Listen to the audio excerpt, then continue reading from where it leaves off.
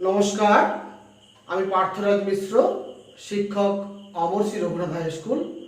আপনাদের সবাইকে SSM পূর্ব মেদিনীপুর অর্থাৎ সমগ্র শিক্ষা মিশন পূর্ব মেদিনীপুর জেলার অফিসিয়াল লার্নিং ক্লাসরুমে স্বাগত জানাই।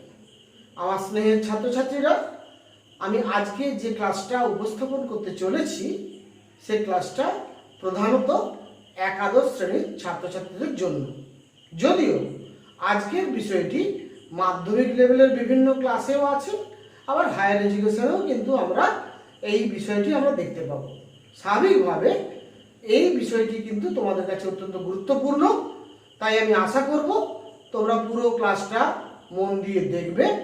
এবং আরেকটা কথা বলে রাখি, এই ক্লাসটা দেখার সময় তোমাদের এই যে বোর্ডে যে লেখাগুলো আছে, এই লেখাগুলো যদি স্পষ্টভাবে প্রতীয়মান না হয় তাহলে একটা বিকল্পের কথা বলে রাখি। সেই বিকল্পটা কি? বিকল্পটা হলো ভিডিওটির ডেসক্রিপশন বক্সে একটি গুগল ড্রাইভের লিঙ্ক তোমরা দেখতে পাবে। ওই গুগল ড্রাইভের লিঙ্কটাকে ক্লিক করলে তোমরা কিন্তু বোর্ডের একটা ইমেজ পেয়ে যাবে এবং সেই ইমেজটাকে জুম করে তোমরা বোর্ডের লেখাগুলো খুব স্পষ্টভাবে দেখতে পাবে। আমার নির্দেশ থাকবে তোমাদের প্রতি, তোমরা কিন্তু এই বোর্ডের লেখাগুলোকে তোমাদের ভূগোল খাতায় নোট করে নিও, কারণ এই লেখাগুলো তোমাদের জন্য অত্যন্ত মূল্যবান বলে আমি মনে করি। তাই কিন্তু এই ধরনের বোর্ড ওয়ার্কটা তোমাদের জন্য আমি তৈরি করেছি। তাহলে মূল আলোচনায় চলে আসা যাক। আজকের ক্লাসে কি আলোচনা করব? আজকের ক্লাসের আলোচ্য বিষয় একাদশ শ্রেণীর অর্থনৈতিক ভূগোল অংশের দ্বিতীয় অধ্যায় অর্থাৎ অরণ্য সম্পদ, আমরা যাকে বলি ফরেস্ট রিসোর্স। সেই অরণ্য সম্পদ অধ্যায়ের প্রধান আলোচ্য বিষয় অরণ্যের উপর প্রাকৃতিক পরিবেশের প্রভাব। অরণ্যের উপর প্রাকৃতিক পরিবেশের প্রভাব। যদিও আজকের ক্লাসটা প্রথম অরণ্য সম্পদের উপরে ক্লাস, তাই একটা ইন্ট্রোডাকশন ক্লাস তোমরা ধরতে পারো। এই অরণ্যের উপর প্রাকৃতিক পরিবেশের প্রভাব আলোচনার পাশাপাশি আরো বেশ কিছু তথ্য এবং সংজ্ঞা তোমাদের কাছে আমি উপস্থাপন করব। তাহলে মূল আলোচনায় চলে আসি। আজকের ক্লাসটার শুরুতে তোমাদেরকে আমি প্রথমেই যেটা জানাতে চাই সেটা হচ্ছে আজকের ক্লাসের কাম্য শিখন উদ্দেশ্যগুলো কি কি। এই কাম্য শিখন উদ্দেশ্য বা ইংরেজিতে আমরা বলি লার্নিং অবজেক্টিভস, এটা যদি আমরা বুঝতে পারি তাহলে কিন্তু এইগুলোই এই চ্যাপ্টারের প্রশ্ন আমরা ধরে নিতে পারি। আর আজকের ক্লাসে এই প্রশ্নগুলোর উত্তর আমরা আলোচনা করব, যাতে করে এই ধরনের প্রশ্ন পরীক্ষায় পড়লে তোমরা খুব সহজেই উত্তর দিতে পারো। সেটা এসএকিউ টাইপের প্রশ্নই হোক, সেটা এমসিকিউ টাইপের প্রশ্নই হোক, বা সেটা কোনো বড় সাবজেক্টিভ প্রশ্ন হোক, তোমরা কিন্তু যে কোনো প্রশ্নের উত্তর দিতে পারবে। তাহলে লার্নিং অবজেক্টিভ গুলো কিন্তু আমরা আগে প্রথমে দেখে নেব। প্রথম লার্নিং অবজেক্টিভ আজকের ক্লাসে সেটা হচ্ছে ফাও নির্দেশিত অরণ্যের সংজ্ঞাটা আমরা জানতে পারবো। ফাও বলতে আমরা কি বুঝি? ফাও কথার অর্থ হচ্ছে ফুড অ্যান্ড এগ্রিকালচারাল অর্গানাইজেশন। এটা একটা আন্তর্জাতিক সংগঠন। এই ফাও অরণ্যের কি সংজ্ঞা দিয়েছে সেটা আমরা আজকের ক্লাসে জানবো। অরণ্যের সবথেকে গুরুত্বটা কি, অরণ্য সম্পদের গুরুত্ব কতখানি, সেটা নিশ্চিতভাবে আমরা আলোচনা করব। তারপরে আমরা ফাও এর সংজ্ঞাটা তোমাদের কাছে উপস্থাপন করব। দ্বিতীয় লার্নিং অবজেক্টিভ হচ্ছে অরণ্যের উপর প্রাকৃতিক পরিবেশের প্রভাব কি কি এবং সেটা কিভাবে অরণ্যকে প্রভাবিত করে আমরা সেটা কিন্তু পরিষ্কারভাবে অনুধাবন করতে পারবো। তৃতীয় বিষয়টা কি না, অরণ্যের বিশ্বব্যাপী মহাদেশ ভিত্তিক ও দেশভিত্তিক বন্টন সম্পর্কে আমরা ধারণা লাভ করতে পারবো। আজকের ক্লাসটা শেষ পর্যন্ত ভালোভাবে তোমরা যদি দেখো। এবং চতুর্থ বিষয় যেটা, সেটা হচ্ছে অরণ্যের ও তৃণভূমির শ্রেণী বিভাগ করতে পারবো আমরা। তাহলে আজকের ক্লাসের আমরা 4টি লার্নিং অবজেক্টিভ সেট করলাম। এই লার্নিং অবজেক্টিভগুলোকে সামনে রেখে আমরা ক্লাসটাকে এগিয়ে নিয়ে যাব এবং শেষে আমরা কিন্তু এখান থেকে এই লার্নিং আউটকামগুলো অর্জন করতে পারব।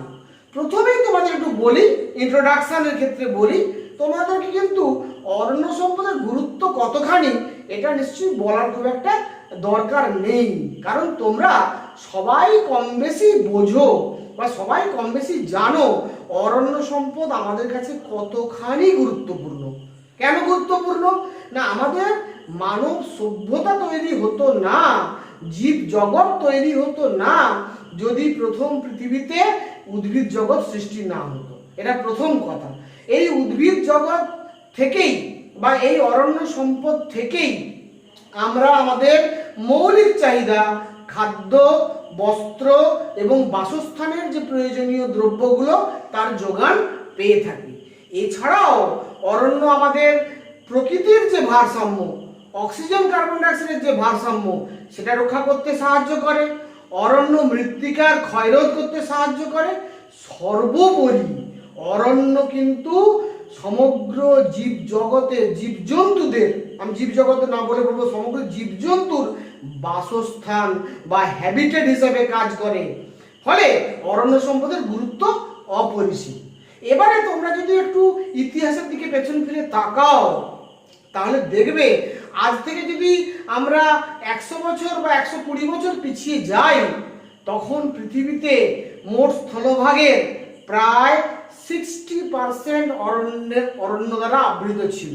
আমরা যে 7টা মহাদেশ দেখতে পাচ্ছি, এশিয়া মহাদেশ, আফ্রিকা মহাদেশ, উত্তর আমেরিকা মহাদেশ, দক্ষিণ আমেরিকা মহাদেশ, এখানে ওশিয়ানিয়া মহাদেশ, আন্টার্কটিকা মহাদেশ এবং ইউরোপ মহাদেশ, 7টা যে মহাদেশ তার মধ্যে আন্টার্কটিকা মহাদেশ বরফে ঢাকা আছে, আন্টার্কটিকা মহাদেশকে ছেড়েই দিলাম। বাকি যে 6টা মহাদেশ, এই 6টা মহাদেশের প্রায় টোটাল যে আয়তন, সেই আয়তনের প্রায় 60% অরণ্যাবৃত ছিল। এই 100 বছরের মধ্যে, বিগত 100 বছরের মধ্যে এই অরণ্যের পরিমাণ কিন্তু দাঁড়িয়েছে পৃথিবীর নিরিখে প্রায় 30%। আমি যদি অ্যাকিউরেটলি বলি সংখ্যাটা হচ্ছে, তথ্যটা হচ্ছে প্রায় 29.7% বনভূমি আজকে পৃথিবীর বুকে আছে গড়ে। গড়ে কথাটা কেন বললাম না, পৃথিবীর সব মহাদেশে সমানভাবে অরণ্য নেই, কোনো মহাদেশে অরণ্য বেশি আছে, কোনো মহাদেশে অরণ্য কম আছে। তাই সামগ্রিকভাবে পৃথিবীতে এখন আমরা যদি দেখি প্রায় 30% বনভূমি আছে। আরেকটা কথা জেনে রাখা দরকার, পৃথিবীতে যদি আমাদের প্রাকৃতিক ভারসাম্যকে রক্ষা করতে হয়, বিজ্ঞানীরা বলছেন কমপক্ষে মিনিমাম অ্যাটলিস্ট 33% বনভূমির প্রয়োজন। তাহলে 33% যে বনভূমি প্রয়োজন, সেই বনভূমি কিন্তু নেই বহু জায়গাতেই ইতিমধ্যেই। অর্থাৎ প্রাকৃতিক ভারসাম্য কিন্তু ইতিমধ্যেই নষ্ট হতে শুরু করেছে এবং সেটা আমরা বুঝতে পারছি আমাদের জলবায়ু পরিবর্তনের দ্বারা, বিভিন্ন প্রকার প্রাকৃতিক দুর্যোগের দ্বারা। এই যে প্রাকৃতিক যে ভারসাম্য, এই ভারসাম্য বজায় রাখার ক্ষেত্রে অরণ্য সম্পদের গুরুত্ব কিন্তু অপরিসীম।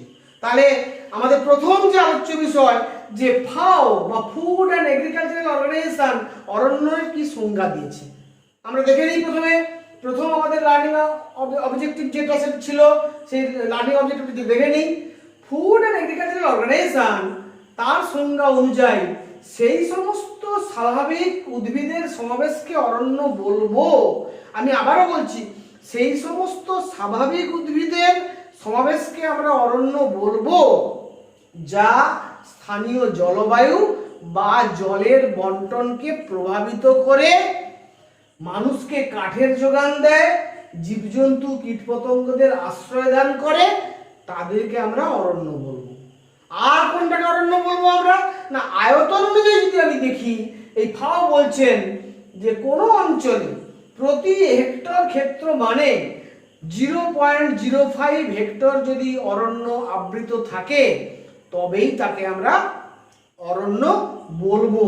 তাহলে প্রতি হেক্টর ক্ষেত্র মানে 0.05 হেক্টর যদি গাছ ঢাকা থাকে, অরণ্য আবৃত থাকে, তবেই আমরা তাকে অরণ্য বলবো। এখানে আরেকটা কথা একটু বলে রাখা দরকার, এই স্বাভাবিক উদ্ভিদ ব্যাপারটা কি। স্বাভাবিক উদ্ভিদ বলতে আমরা বুঝি প্রকৃতির আপন নিয়মে, প্রকৃতির নির্দিষ্ট ভূপ্রকৃতি, নির্দিষ্ট জলবায়ু, নির্দিষ্ট মৃত্তিকাতে, প্রকৃতির আপন নিয়মে মানুষের কোনো সহযোগিতা প্রচেষ্টা ছাড়া যে উদ্ভিদ জন্মায় তাকে আমরা স্বাভাবিক উদ্ভিদ বলি। আর মানুষ যে উদ্ভিদ সামাজিক প্রয়োজনে লাগায়, রোপণ করে, তাকে আমরা বলি সামাজিক বনসৃজন। তাহলে সামাজিক বনসৃজন হচ্ছে মানুষ করে প্রকৃতির উন্নতির জন্য, নিজের সামাজিক অবস্থার উন্নতির জন্য, আর প্রকৃতির নিয়মে যে গাছপালা জন্মায় তাকে আমরা বলছি স্বাভাবিক উদ্ভিদ। পৃথিবীতে মোট যা অরণ্য সম্পদ আছে তার 95% কিন্তু আমরা বলবো স্বাভাবিক উদ্ভিদ, আর 5%, মাত্র 5% এটা কিন্তু রোপিত বনভূমি, অর্থাৎ মানুষ যে অরণ্য সম্পদ তৈরি করে সেটা হচ্ছে 5%, বাকি ম্যাক্সিমাম 95%টা কিন্তু প্রকৃতির আপন নিয়মে গড়ে ওঠে, যাকে আমরা স্বাভাবিক উদ্ভিদ বলছি। এই স্বাভাবিক উদ্ভিদ এবং রোপিত বনভূমি এটাকে একত্রে আমরা বলছি অরণ্য সম্পদ আমাদের পৃথিবীর। তাহলে মোটামুটি ভাবে তোমরা বুঝতে পারলে আমাদের ফাও যে সংজ্ঞাটা নির্দেশ দিয়েছেন সেই সংজ্ঞাটা আমরা নিশ্চয়ই উপলব্ধি করতে পারলাম। এবারে দ্বিতীয় আমাদের লার্নিং অবজেক্টিভ যেটা সেটা নিয়ে আলোচনায় আসি, যেটা সবথেকে ইম্পর্টেন্ট আজকের ক্লাসে। সেটা কি না অরণ্যের উপর প্রাকৃতিক পরিবেশের প্রভাব। এখন একটা কথা মনে রাখবে, আমাদের যে প্রাকৃতিক পরিবেশ বলতে আমরা মূলত বুঝি কাকে? ভূপ্রকৃতিকে বুঝি, নদ নদীকে বুঝি, জলবায়ুকে বুঝি, এগুলোকে আমরা বুঝি প্রাকৃতিক পরিবেশ। মৃত্তিকাকে বুঝি, এগুলো কিন্তু আমরা বলি প্রাকৃতিক। ভূমির ঢালকে বুঝি, এগুলোকে বলি আমরা প্রাকৃতিক পরিবেশ। এই যে প্রাকৃতিক পরিবেশের উপাদানগুলো অর্থাৎ ভূপ্রকৃতি, নদ নদী, মৃত্তিকা, ভূমির ঢাল, এইগুলো কিন্তু অরণ্য সম্পদের বৃদ্ধির ক্ষেত্রে, অরণ্য সম্পদের ঘনত্ব নির্ধারণের ক্ষেত্রে গুরুত্বপূর্ণ ভূমিকা পালন করে। সেটাকেই আমরা বলছি অরণ্যের উপর প্রাকৃতিক পরিবেশের প্রভাব। আমি তোমাদের সামনে একটা ছক উপস্থাপন করেছি, এই ছকটা দেখলে তোমাদের কাছে ব্যাপারটা খুব সহজ হয়ে যাবে। ছকটা কিরকম না প্রধান 3টে উপাদান প্রাকৃতিক পরিবেশের। কি কি? একটা হচ্ছে জলবায়ু, 2 নম্বর হচ্ছে মৃত্তিকা, 3 নম্বর হচ্ছে ভূপ্রকৃতি এবং ভূমির ঢাল। আমি আবারও বলছি, 3টে প্রধান প্রাকৃতিক পরিবেশের উপাদান, একটা জলবায়ু, একটা মৃত্তিকা, একটা ভূপ্রকৃতি ও ভূমির ঢাল। আমরা এবারে এই 3টে যে প্রধান পয়েন্ট, এই 3টে প্রধান পয়েন্টের সাব পয়েন্টগুলো একটু জেনে নেব। কি কি সাব পয়েন্ট? জলবায়ুর মধ্যে কি কি আছে? জলবায়ুর মধ্যে উষ্ণতা একটা গুরুত্বপূর্ণ ফ্যাক্টর, বৃষ্টিপাত একটা গুরুত্বপূর্ণ ফ্যাক্টর, আর্দ্রতা একটা ফ্যাক্টর, সূর্যকিরণ একটা ফ্যাক্টর, বায়ু প্রবাহ একটা ফ্যাক্টর। এই সমগ্রভাবে উষ্ণতা, বৃষ্টিপাত, আর্দ্রতা, সূর্যকিরণ এবং বায়ু প্রবাহ এর মিলিত প্রভাবটাকে আমরা বলছি জলবায়ুর প্রভাব। নেক্সট হচ্ছে মৃত্তিকা, এই যে প্রাকৃতিক পরিবেশের উপাদানটি, একে আমরা কি কি সাব ডিভিশনে ভাগ করতে পারি, কি কি উপাদানে ভাগ করতে পারি? একটা হচ্ছে মৃত্তিকার পুষ্টিগুণ, মৃত্তিকার জল ধারণ করার ক্ষমতা, মৃত্তিকার গঠন, মৃত্তিকার গ্রথন বা টেক্সচার, এটা মৃত্তিকার স্ট্রাকচার বা গঠন, এটা মৃত্তিকার স্ট্রাকচার, আর এটা হচ্ছে মৃত্তিকার সান্দ্রতা বা পোরসিটি, ঠিক আছে, সছিদ্রতা আমরা যদি বলি। এইগুলো হচ্ছে মৃত্তিকার গুণাগুণ, যেগুলোর উপরে কিন্তু অরণ্যের বিস্তার নির্ভর করে। আর ভূপ্রকৃতি বলতে আমরা মূলত যেটা বুঝি সেটা হচ্ছে পর্বত, মালভূমি এবং সমভূমি, অর্থাৎ সমুদ্র সমতল থেকে কোন স্থান কতটা উঁচুতে অবস্থিত, অর্থাৎ উচ্চতাটাকে আমরা এখানে বলছি ভূপ্রকৃতি হিসাবে। আর ভূমির ঢাল বলতে আমরা কি বুঝি না ভূমির যে ঢাল, এইটাকে বলছি ভূমির ঢাল।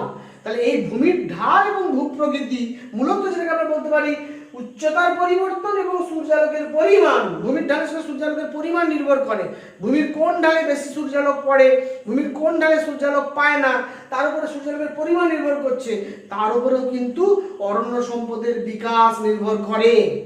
এবারে এক এক করে আলোচনায় আসি। প্রথম পয়েন্ট উষ্ণতা। উষ্ণতা পয়েন্টে আমরা কি বলতে পারি? আমরা জানি যে বীজের অঙ্কুরোদ্গমের জন্য মিনিমাম 5 ডিগ্রি সেন্টিগ্রেড টেম্পারেচার লাগে। 5 ডিগ্রি সেন্টিগ্রেড টেম্পারেচার ছাড়া কিন্তু বীজের অঙ্কুরোদ্গম হবে না। মিনিমাম 6 ডিগ্রি সেন্টিগ্রেড তাপমাত্রা পেলে উদ্ভিদের বৃদ্ধি প্রক্রিয়া শুরু হয়। আবার 25 থেকে 30 ডিগ্রি সেন্টিগ্রেড এই মাঝারি উষ্ণতায় উদ্ভিদ সব থেকে বেশি বৃদ্ধি পায় এবং 45 ডিগ্রি সেন্টিগ্রেড উষ্ণতার বেশি উষ্ণতায় কিন্তু উদ্ভিদ বৃদ্ধিপ্রাপ্ত হতে পারে না।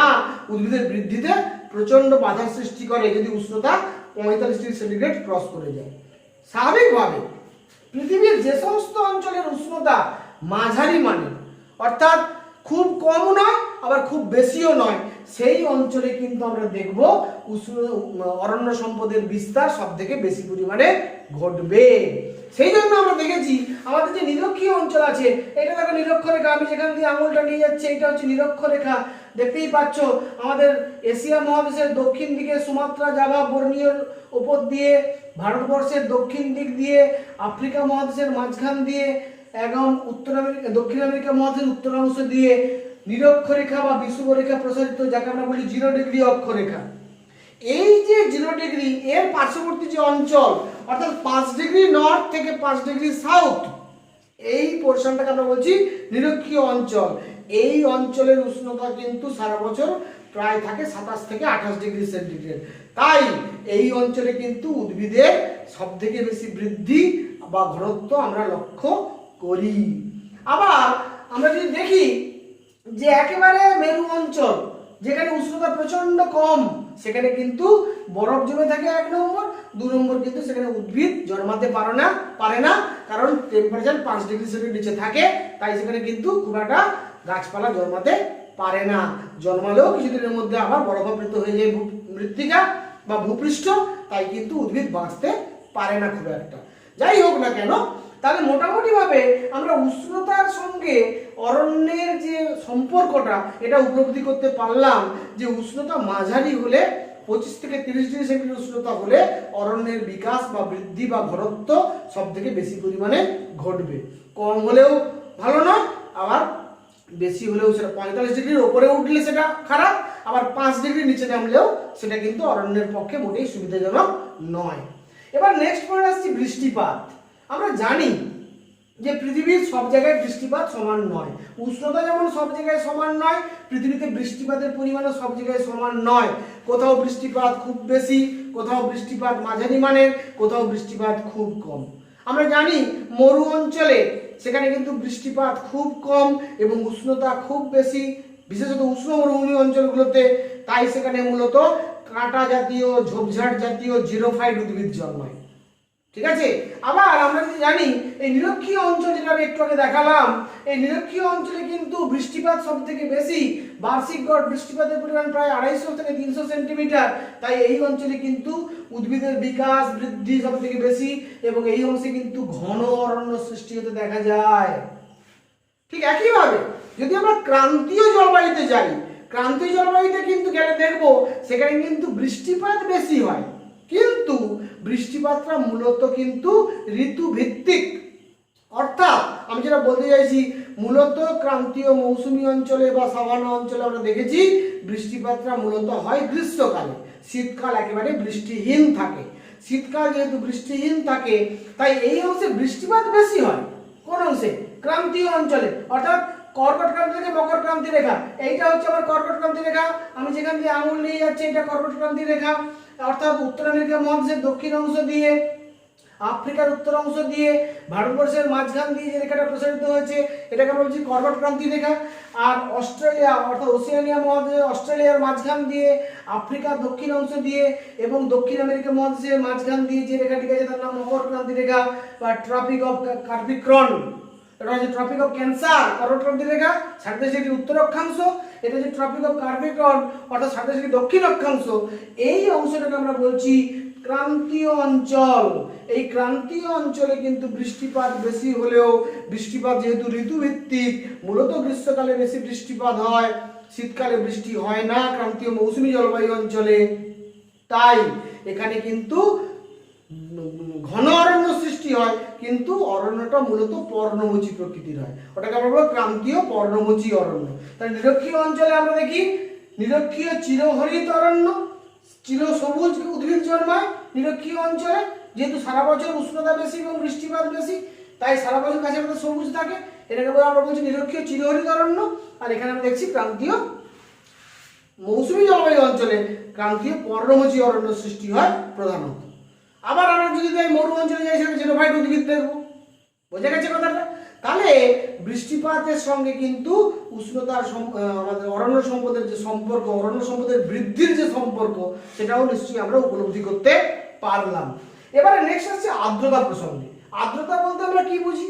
আর্দ্রতা ইংরেজিতে আমরা বলি হিউমিডিটি। আর্দ্রতার মূল বিষয়টা হচ্ছে বায়ুতে জলীয় বাষ্পের পরিমাণ। পৃথিবীর যে সমস্ত অঞ্চলে বায়ুতে জলীয় বাষ্পের পরিমাণ বেশি, মূলত সমুদ্র তীরবর্তী অঞ্চলে, যেখানে সমভাবাপন্ন জলবায়ু দেখা যায়, যেটা সমুদ্র থেকে নিকটবর্তী স্থানে অবস্থিত যে স্থানগুলো পৃথিবীর, সেই স্থানগুলোতে কিন্তু আর্দ্রতা বেশি। আর আর্দ্রতা বেশি হলে কিন্তু উদ্ভিদের ঘনত্ব বেশি হবে, আর্দ্রতা কম হলে উদ্ভিদের ঘনত্ব কম হবে। কারণ কি না, আর্দ্রতার সঙ্গেও কিন্তু অরণ্য সম্পদের বৃদ্ধির একটা গুরুত্বপূর্ণ সম্পর্ক আছে। কারণ আর্দ্রতা বাড়লে বৃষ্টিপাতের সম্ভাবনাও কিন্তু বাড়বে, আর্দ্রতা বাড়লে বৃষ্টিপাতের সম্ভাবনা বাড়বে। তাই কিন্তু আর্দ্রতাও কিন্তু ঘুরিয়ে আমাদের অরণ্য সম্পদের বিকাশ বা বৃদ্ধি বা ঘনত্ব বৃদ্ধিতে সাহায্য করছে। নেক্সট আমি আসি সূর্যকিরণ। আমরা সবাই জানি সূর্যকিরণ কতখানি ইম্পর্টেন্ট একটা বিষয়। কারণ সূর্যকিরণ না থাকলে, সূর্যকিরণ না পেলে উদ্ভিদ সালোক সংশ্লেষ করতেই পারবে না। গাছের পাতার ক্লোরোফিল নামক সবুজ রঞ্জক কণাকে কাজে লাগিয়ে সূর্যালোকের উপস্থিতিতে যে সালোক সংশ্লেষ প্রক্রিয়ায় উদ্ভিদ তার নিজের খাদ্য নিজে তৈরি করে, তার ফলে সেই খাদ্য সে নিজে গ্রহণ করে, নিজে তার পুষ্টি বৃদ্ধি ঘটায়, পাশাপাশি আমাদের সমগ্র জীবজগৎকে খাদ্যের যোগান দেয়। এই যে সালোক সংশ্লেষ প্রক্রিয়া, এই সালোক সংশ্লেষ প্রক্রিয়াটা কিন্তু নির্ভর করছে সূর্যকিরণের পরিমাণের উপর। তাই সূর্যকিরণ একটা অত্যন্ত গুরুত্বপূর্ণ উপাদান, যেটা আমি পরবর্তীকালে তোমাদের ভূমিঢাল পয়েন্টেও আলোচনা করব। এবং সবশেষে আসছি বায়ু প্রবাহ। বায়ু প্রবাহ এই পয়েন্টটা কি, আমরা জানি বায়ু কিন্তু অত্যন্ত গুরুত্বপূর্ণ একটা পয়েন্ট। কিসের ক্ষেত্রে? জলবায়ুর ক্ষেত্রে, অরণ্যের বিকাশ বৃদ্ধির ক্ষেত্রে। কারণ কিন্তু বায়ু প্রবাহের মাধ্যমেই মূলত পরাগ মিলন ঘটে, এটা প্রথম কথা। অল্প বায়ু প্রবাহ, আর্দ্র বায়ু প্রবাহ, এটা কিন্তু আমাদের অরণ্য সম্পদের পক্ষে ভালো, মঙ্গলজনক। কিন্তু শুষ্ক বায়ু প্রবাহ কিন্তু অরণ্যের বৃদ্ধিতে বা বিকাশে ব্যাঘাত ঘটায়। তাহলে শুষ্ক বায়ু মোটেই আমাদের কাম্য নয় উদ্ভিদের বিকাশের ক্ষেত্রে, আর্দ্র বায়ু কিন্তু কাম্য। আবার বায়ু পরাগমিলন ঘটাতে সাহায্য করে। আবার ওই বায়ু প্রবাহ যখন প্রচণ্ড বেগে ঝড়ের সৃষ্টি করে, সেই ঝড় কিন্তু আবার উদ্ভিদের প্রচণ্ড ক্ষতি করে, গাছের ডালা ভেঙে পড়ে, গাছ উপড়ে পড়ে, এবং তার ফলে কিন্তু ব্যাপক পরিমাণে অরণ্য সম্পদ ধ্বংসের পাশাপাশি আমাদের মানব সম্পদেরও ক্ষতি হয়। যাই হোক না কেন, তাহলে ঝড় আমাদের কাছে মোটেই প্রেফারেবল নয়। বাট একটা নির্দিষ্ট পরিমাণ বাতাস এবং সেটা অবশ্যই আর্দ্র বায়ু, সেটা কিন্তু অরণ্যের বিকাশের ক্ষেত্রে গুরুত্বপূর্ণ ভূমিকা পালন করে। নেক্সট আমি আসছি মৃত্তিকা পয়েন্টে। মূল যে মৃত্তিকা পয়েন্টের কথা বলেছিলাম, মৃত্তিকার মধ্যে প্রধানত যে তিনটে গুণ থাকে, নাইট্রোজেন, পটাশ এবং ফসফেট, NPK, এই তিনটে প্রধান, এই তিনটে হচ্ছে প্রধান পুষ্টিগুণ। এছাড়াও কিন্তু অনেকগুলো আমাদের অনুমৌল যেগুলো মৃত্তিকার গুণাগুণ বৃদ্ধিতে সাহায্য করে, আমরা জানি বোরন, মলিবডেনাম, জিঙ্ক ইত্যাদি সহ অনেক উপাদান আছে যেগুলো মৃত্তিকার গুণাগুণ বৃদ্ধিতে সাহায্য করে। মৃত্তিকার মধ্যে কি ধরনের পুষ্টিগুণ আছে তার উপরে মৃত্তিকার অরণ্য সম্পদের বৃদ্ধি বা বিকাশ নির্ভর করে, এটা আমরা সবাই জানি। যেখানে মৃত্তিকার পুষ্টিগুণ কম আছে সেখানে আমাদেরকে সার প্রয়োগ করে মৃত্তিকার উর্বরতা বৃদ্ধি করতে হয়, তবেই উদ্ভিদের বৃদ্ধি বা বিকাশ আমরা সাফিসিয়েন্ট ভাবে পেতে পারি। দ্বিতীয় হচ্ছে মৃত্তিকার জল ধারণ করার ক্ষমতা। মৃত্তিকার জল ধারণ করার ক্ষমতা মানে কি না, মৃত্তিকার মধ্যে মৃত্তিকার সছিদ্রতা কেমন, মৃত্তিকাতে জল দাঁড়িয়ে থাকে না মৃত্তিকাতে জল চুইয়ে চুইয়ে নিচে চলে যায় কৌশিক প্রক্রিয়ায়। মৃত্তিকা যদি সছিদ্রতা বেশি হয় তাহলে কিন্তু মৃত্তিকায় জল ধারণ করার ক্ষমতা কম হবে। আবার যদি মৃত্তিকা খুব সূক্ষ্ম পলি কাদাযুক্ত হয় তাহলে কিন্তু তার জল ধারণ করার ক্ষমতা বেশি হবে।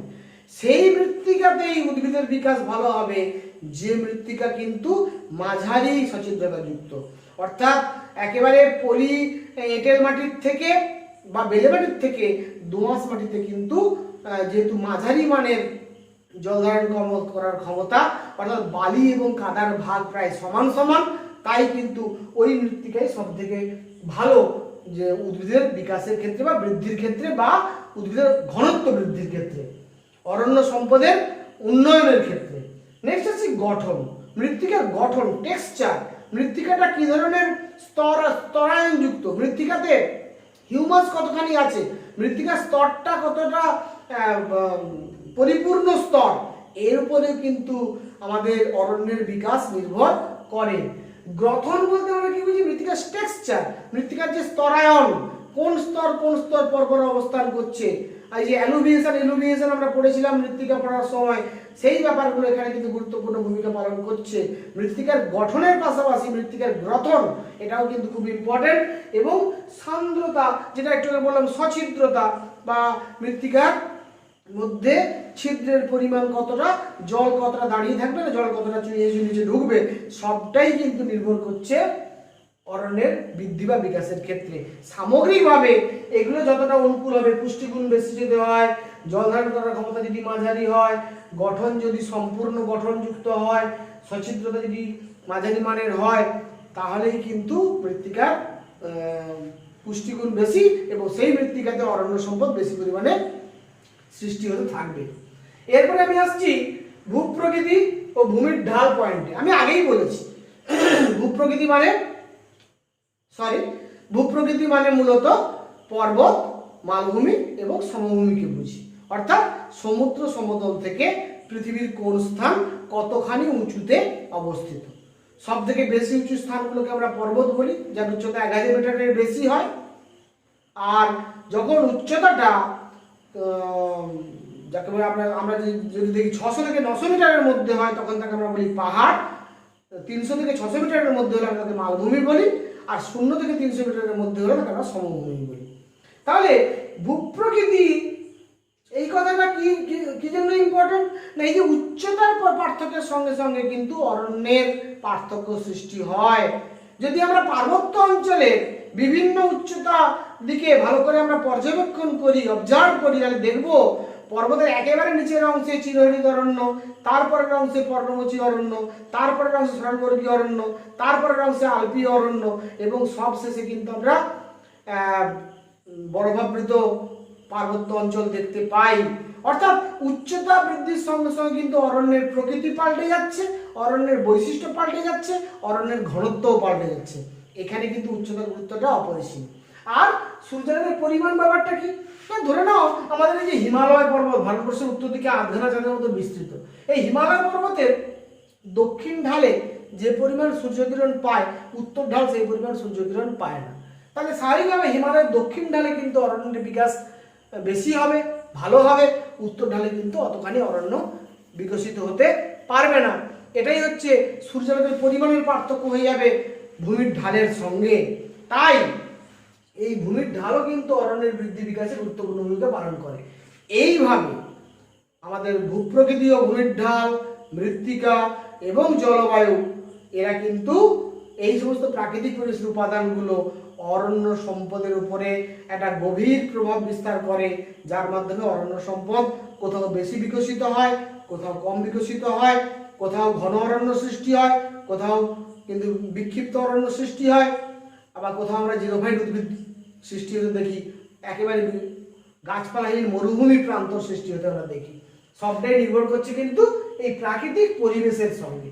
তাহলে মোটামুটিভাবে নিশ্চয়ই তোমরা বুঝতে পেরেছো অরণ্যের সঙ্গে প্রাকৃতিক পরিবেশের সম্পর্কটা কতখানি নিবিড়।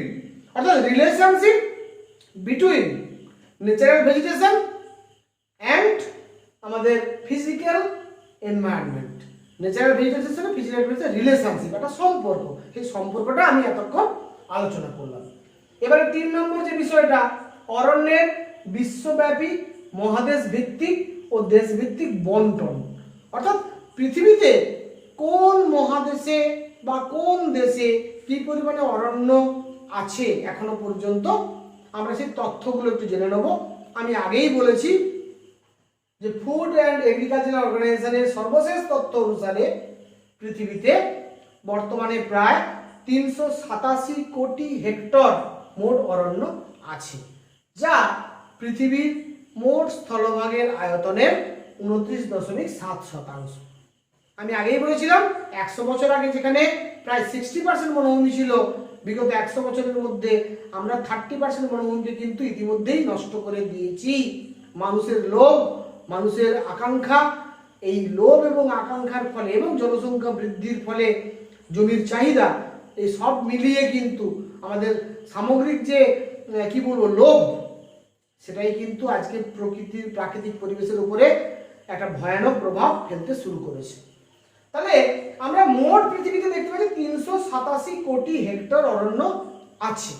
এই অরণ্য তো আমাদের রাখতেই হবে, আরো বাড়াতে হবে, কারণ 29.7% কিন্তু আমাদের প্রাকৃতিক পরিবেশের ভারসাম্যের জন্য যথেষ্ট নয়।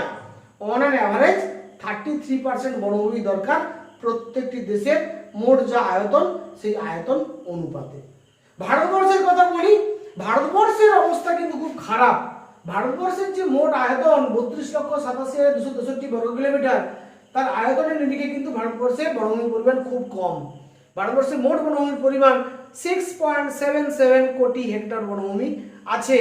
এটা কিন্তু মোটেই আমাদের সাফিসিয়েন্ট নয়। আমরা যদি ভারতবর্ষের আয়তনের নিরিখে যদি দেখি, তাহলে ভারতবর্ষের মোট আয়তনের নিরিখে বনভূমির পরিমাণ মাত্র 19%। তাহলে পৃথিবীতে গড়ে যেখানে আছে 29 বা 30%, 29.7% বা 30%, ভারতবর্ষের ক্ষেত্রে সেটা মাত্র 19%। এটা কিন্তু ভারতবর্ষের প্রাকৃতিক পরিবেশের জন্য অত্যন্ত খারাপ একটা খবর। এবারে যদি আমরা মহাদেশ ভিত্তিক আলোচনাটাকে নিয়ে যাই, আমি প্রথমে দেখবো এশিয়া মহাদেশের ডেটাগুলো দেখব। এশিয়া মহাদেশের যে বনভূমির পরিমাণ, সেই বনভূমির পরিমাণটা হচ্ছে 14%, 14%। এই 14%টা কি? এই 14% হচ্ছে এশিয়া মহাদেশের মোট আয়তনের 14% বনভূমি আছে, যেটা ভারতবর্ষে 18% বলছিলাম। যখন এশিয়া মহাদেশ চলে যাচ্ছি, এশিয়া মহাদেশের মোট আয়তনের 14% বনভূমি, আর পৃথিবীর স্থলভাগের মোট আয়তনের 18% বনভূমি এশিয়া মহাদেশে আছে। তাহলে দ্বিতীয় ছকটা হচ্ছে, দ্বিতীয় ডেটাটা হচ্ছে পৃথিবীর আয়তনের 18% আর এশিয়ার আয়তনের 14%। পৃথিবীর আয়তন, পৃথিবীর স্থলভাগের আয়তনে। এরপরে আমি আফ্রিকা মহাদেশের পয়েন্টে যাই। আফ্রিকা মহাদেশের মোট আয়তনের 17% বনভূমি আছে এবং পৃথিবীর স্থলভাগের আয়তনের 22% বনভূমি আছে। উত্তর আমেরিকা মহাদেশের মোট আয়তনের 14% বনভূমি, পৃথিবীর মোট আয়তনের 26% বনভূমি আছে। দক্ষিণ আমেরিকা মহাদেশের মোট আয়তনের 23% বনভূমি আছে, স্থলভাগের মোট আয়তনের 51% বনভূমি আছে দক্ষিণ আমেরিকা মহাদেশে। ইউরোপ মহাদেশের মোট আয়তনের 27% বনভূমি আছে। সব থেকে বেশি মহাদেশ ভিত্তিক অরণ্যের পরিমাণ ইউরোপ। এবং আমরা যদি দেখি যে পৃথিবীর নিরিখে, পৃথিবীর স্থলভাগের আয়তনের নিরিখে ইউরোপের কিন্তু অরণ্যের পরিমাণ 46%, আর ওশিয়ানিয়া মহাদেশের মোট আয়তনের 5% বনভূমি আছে, পৃথিবীর স্থলভাগের নিরিখে সেটা 23%। যদি আমরা বনভূমির পরিমাণের দিক থেকে দেখি, তাহলে এশিয়া মহাদেশে আছে 548 কোটি হেক্টর, আফ্রিকা মহাদেশে আছে 650 কোটি হেক্টর, উত্তর আমেরিকা মহাদেশে আছে 549 কোটি হেক্টর। অর্থাৎ এশিয়া এবং উত্তর আমেরিকা মহাদেশের বনভূমির পরিমাণ প্রায় কাছাকাছি। দক্ষিণ আমেরিকা মহাদেশের বনভূমির পরিমাণ 885 কোটি হেক্টর, ইউরোপ মহাদেশের মোট বনভূমির পরিমাণ 1039 কোটি হেক্টর এবং ওশিয়ানিয়া মহাদেশের মোট বনভূমির পরিমাণ 198 কোটি হেক্টর। অর্থাৎ আমরা দেখতেই পাচ্ছি ইউরোপ মহাদেশের এবং দক্ষিণ আমেরিকা মহাদেশের, অর্থাৎ এইটা আমাদের ইউরোপ মহাদেশ, এই ইউরোপ মহাদেশের এবং দক্ষিণ আমেরিকা মহাদেশের কিন্তু বনভূমির পরিমাণ যথেষ্ট ভালো। বাকি কিন্তু এশিয়া মহাদেশের অবস্থাও ভালো নয়, আফ্রিকা মহাদেশের অবস্থাও ভালো নয়, উত্তর আমেরিকা মহাদেশের অবস্থা মাঝারি মাপের মানে আমরা বলতে পারি। সব থেকে ভালো অবস্থায় আছে ইউরোপ মহাদেশ এবং দক্ষিণ আমেরিকা মহাদেশ। সেই সঙ্গে ওশিয়ানিয়া মহাদেশও তার মোট আয়তনের যে বনভূমি আছে পৃথিবীর নিরিখে 23%, মোট আয়তনের নিরিখে 5%। আমরা এটাকে মাঝারি মাপের বলতে পারি, খুব ভালো না হলেও মোটামুটি ভাবে খারাপ নয়, কারণ পৃথিবীর স্থলভাগের নিরিখে কিন্তু 23% বনভূমি ওশিয়ানিয়া মহাদেশের আছে। তাহলে আমরা বিশ্বব্যাপী মহাদেশ ভিত্তিক আমরা জানলাম। এবারে আমি যদি দেশ ভিত্তিক দেখি, দেশ ভিত্তিক দেখো সব থেকে বড় দেশ রাশিয়া। রাশিয়া দেশটা দেখো কত বড় দেশ, বিশাল দেশ। পৃথিবীর মধ্যে সব থেকে আয়তনে বড় দেশের নাম রাশিয়া।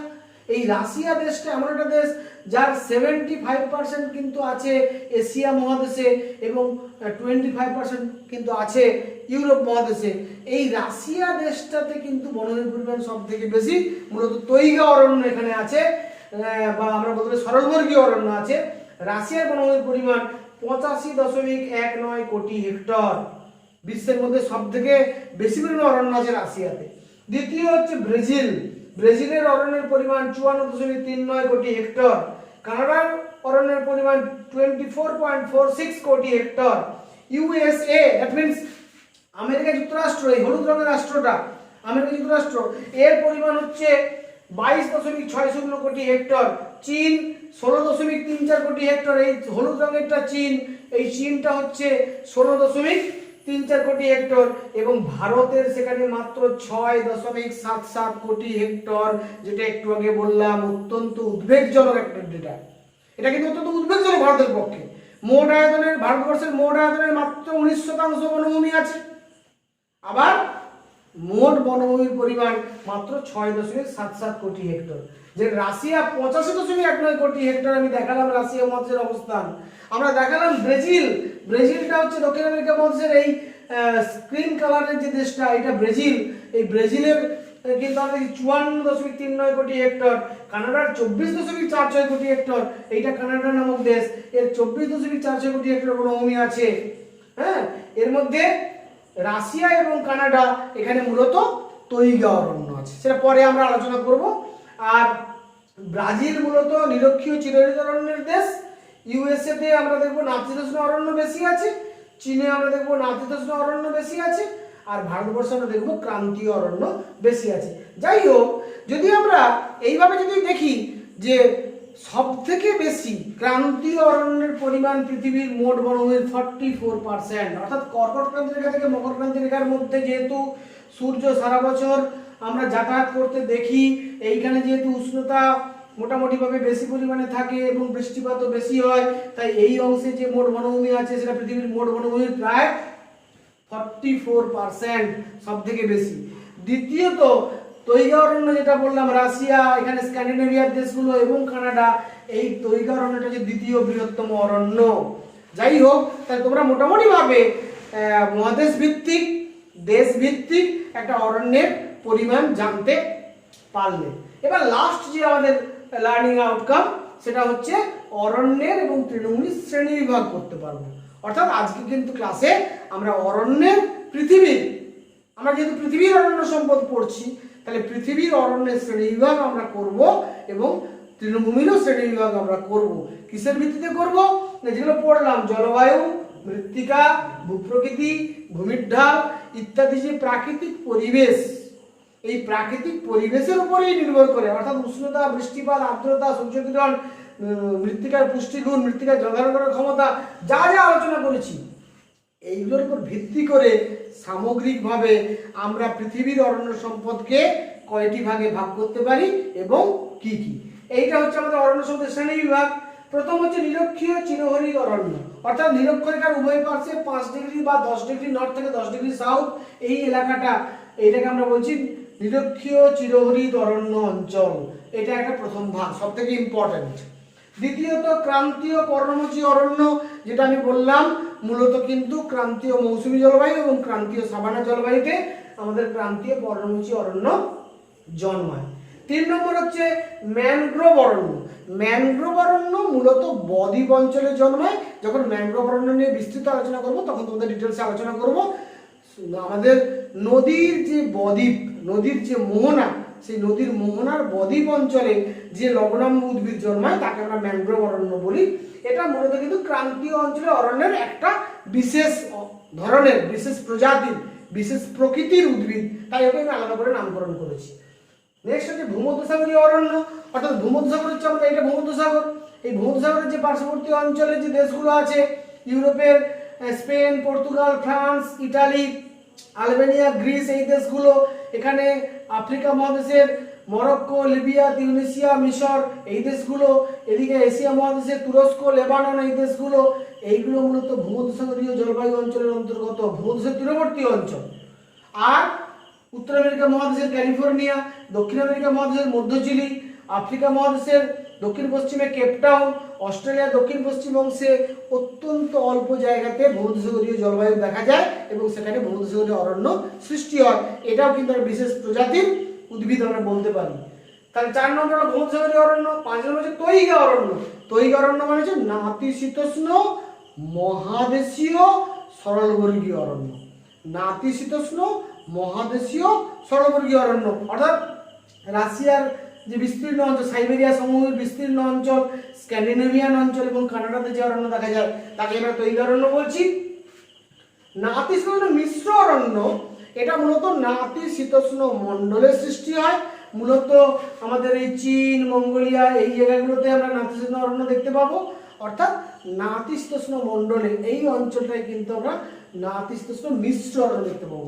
পৃথিবীর ঠিক গোলার্ধভিত্তির মধ্যভাগ, গোলার্ধ মধ্যভাগগুলোতে কিন্তু আমরা নাতিশীতোষ্ণ মিশ্র অরণ্য দেখতে পাবো। মিশ্র কেন না, ওখানে কোথাও কোথাও চিরহরিৎ এবং পর্ণমোচী বৃক্ষের মিশ্র অরণ্য দেখা যায়, কোথাও কোথাও পর্ণমোচী এবং সর্ববৃহৎ বৃক্ষের মিশ্র অরণ্য দেখা যায়, তাই ওর নাম মিশ্র অরণ্য বা মিক্সড ফরেস্ট।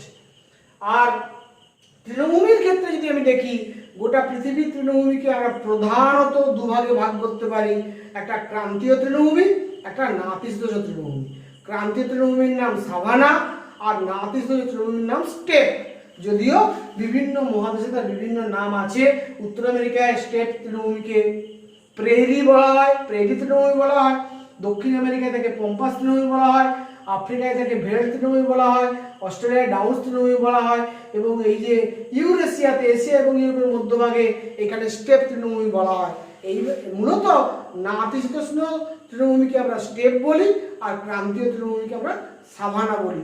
যদিও মহাদেশের ভিত্তিতে তার আলাদা আলাদা নাম আছে।